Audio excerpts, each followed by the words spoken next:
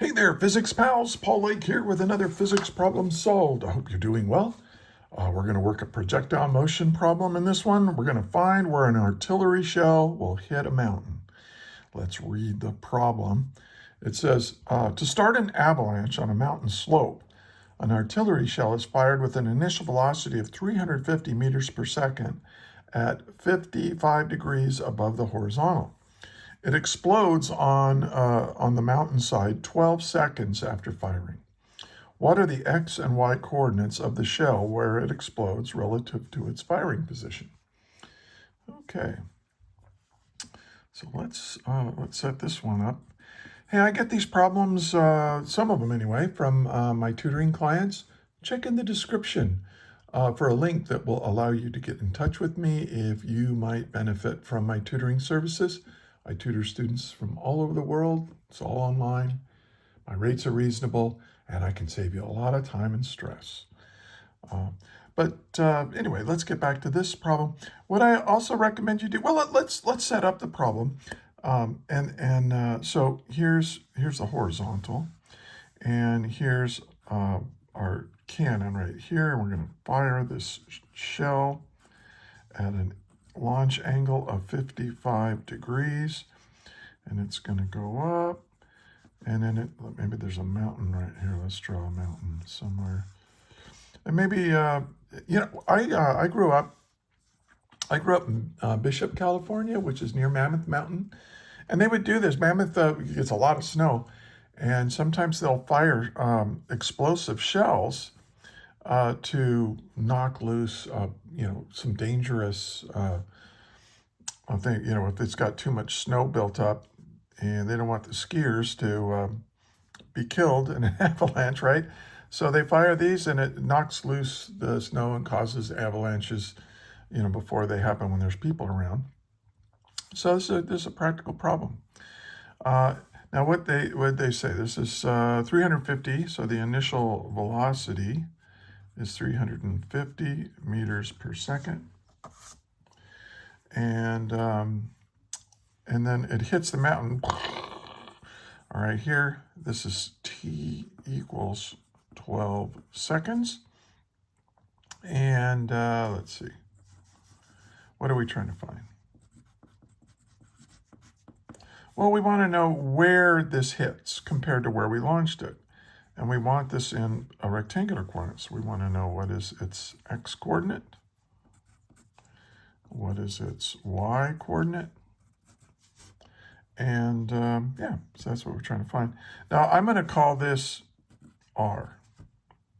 This is the position vector. If we make this our origin, right here where it's fired, it's always a good idea to create an origin. Here's the y direction, here's the x direction. So this is r, right? This is our position vector, r. Now, r can be expressed in terms of polar coordinates, which would be what is this distance and what is this angle. But we're just going to leave it in rectangular coordinates because that's what the problem asks for. Now, I suggest you do the following. Pause the video right now and try to work this yourself. If you get stuck, hit play until you're unstuck, and then, rinse and repeat, So that's a good way to study and to do these problems. And this is a good introductory problem. If you're just learning projectile motion, this is a good problem to do because it's pretty simple and straightforward. Now, to solve this, we need to know how far in the x and how far in the y. I mean, that's what we're looking for. But let's review for a minute the kinematic equations for constant acceleration if we're dealing with projectile motion. Now, first, let's deal with the vertical direction, the y direction. What do we know about that? Well, if we're on the Earth, we know that the acceleration is equal to negative, as in down, 9.81 meters per second every second, or meters per second squared. That's the acceleration of gravity. So the equations in the y direction, the final velocity in the y direction is equal to the initial velocity in the y direction, plus the acceleration in the y direction times time. And then we have these other kinematic equations. A lot of people forget about this one. This is the average velocity times time will give us the displacement. Now here's the one we use most often for projectile motion problems, at least in the y direction. Hopefully these look familiar to you. Once in a while we'll use this one.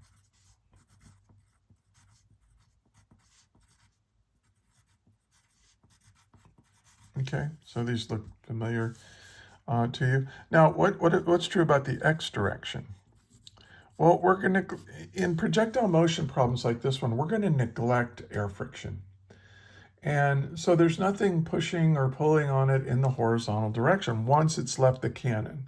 Now, everything we're going to do here assumes that the projectile, the explosive shell that's going to knock loose that snow, that the only acceleration we have is in the y direction. That there's no push or pull in the horizontal. There's no air resistance. So, this is a in the y. We're going to say that the acceleration in the x is 0. And what that does is that every time I see an acceleration in these equations, you just get rid of that term because it's 0. So in this, we'd say, well, the final velocity in the x is equal to the initial velocity in the x. And that's going to be a constant with time because there's no acceleration in the x direction. And then if we look at this equation right here, we say, well, delta x is equal to the initial velocity in the x direction. All right, and times time. But the acceleration in the x direction is 0. So this term, in the x direction, this term goes away. So this is it. These are the only two equations that I really need. Now, what connects this equation with all of these? Well, at least the first three is time. Time is the link. Now, also, when you have a problem like this where you have a launch angle, remember that the initial velocity, if it's at an angle like this, has an initial velocity in the x and an initial velocity in the y.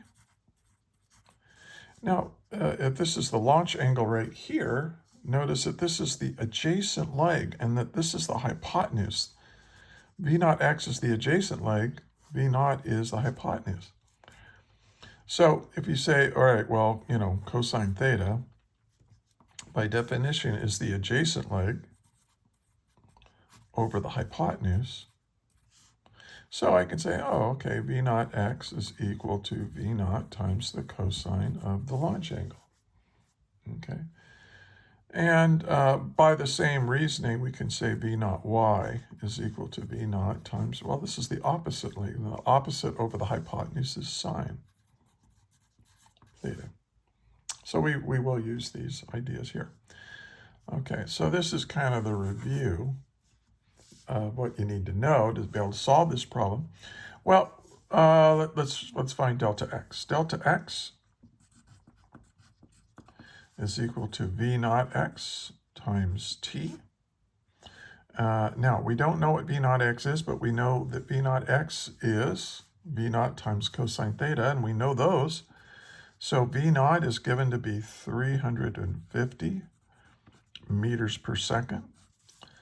Okay, now in the x direction, it's not going that fast, right? Because we got to multiply by the cosine of the launch angle. And then we have to know how much time it was fired, and that's 12 seconds, given to be 12 seconds. And seconds cancel seconds, we're left with meters. And so delta x is equal to, well, let's take out your calculator, that's 350 times the cosine of 55 times 12. Now, if you use cosine of 55 degrees, make sure your calculator is in degrees. If you get a wacky answer, it could be that your calculator is in radians. So make sure it's in degrees. It equals, and I get my answer.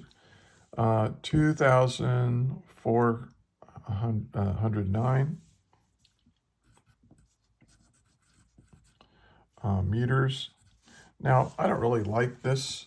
I'm going to say that this, now also remember that we're starting from the origin.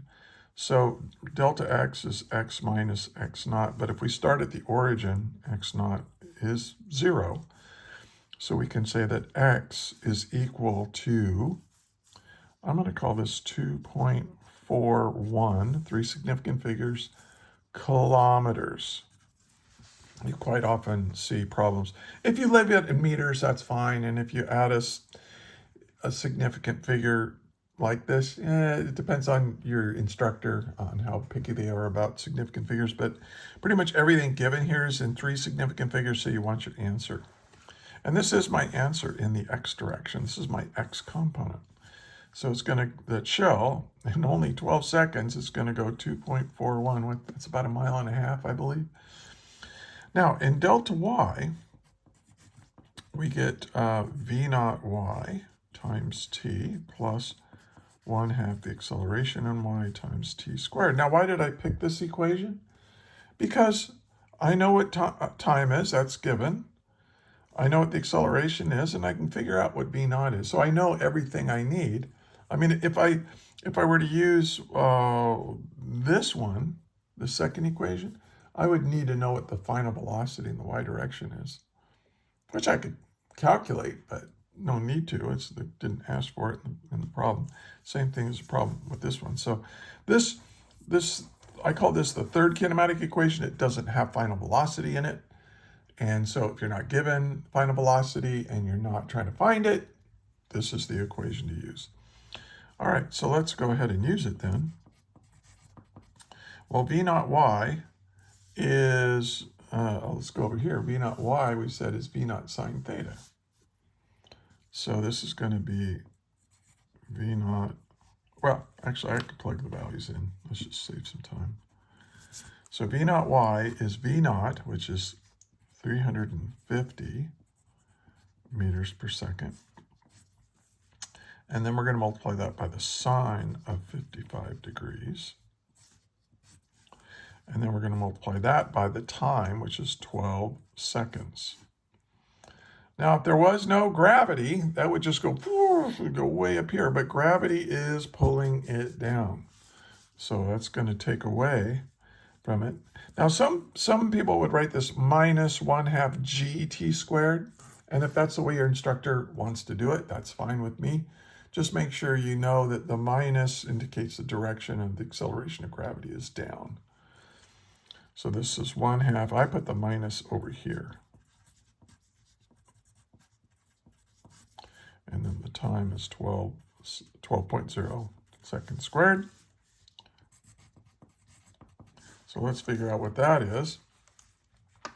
So this is 350 times the sine of 55 degrees times 12 seconds equals, and I get this, 3,440 plus parentheses now, 0.5, that's 1/2 is 0.5, times negative 9.81 times, and you can put 12 squared in if you want, but 12 squared is 144, so I'll just save myself a couple keystrokes and just multiply like that, equals, and there's my answer, 2.7 or 2,734, if I rounded off meters. But again, delta y, right? We're starting at the origin, so that this is y final minus y initial, this is 0. So I get y equals, and I'm going to say this is 2.73 kilometers. And so now I can put my final answer, R, and my final position is 2.41 kilometers in the x direction. That's the I hat. That's a unit vector that means in the x direction. Plus 2.73 kilometers in the y direction. So it's really, this picture isn't very good because it's really more, up like this. So it might have been on its way up or down. I'm not sure what was going on with that shell. And that would be a fun thing to figure out, but we're not going to, because this is it. This is the problem. If you found this helpful, please like, share, and subscribe. And look in the description for lots of other problems like this and lectures to go along with it. I have hundreds, I have over 1,000 physics videos now posted like this one. So, hey, thanks for watching. Also, thank you for studying physics. I know how difficult this is. I know how frustrating and time-consuming it is. So, but if there weren't smart, hardworking people like you willing to learn this, our technologically based civilization would crumble. Why? Because it's all based on physics. All the technology we use and it's all based on physics. So you're learning how the universe works, and that's cool too. The universe is a beautiful place. And we conscious creatures are the only thing in the universe that can appreciate it. So, so good for us, good for you. And until the next video, may the net force be with you always. That is all.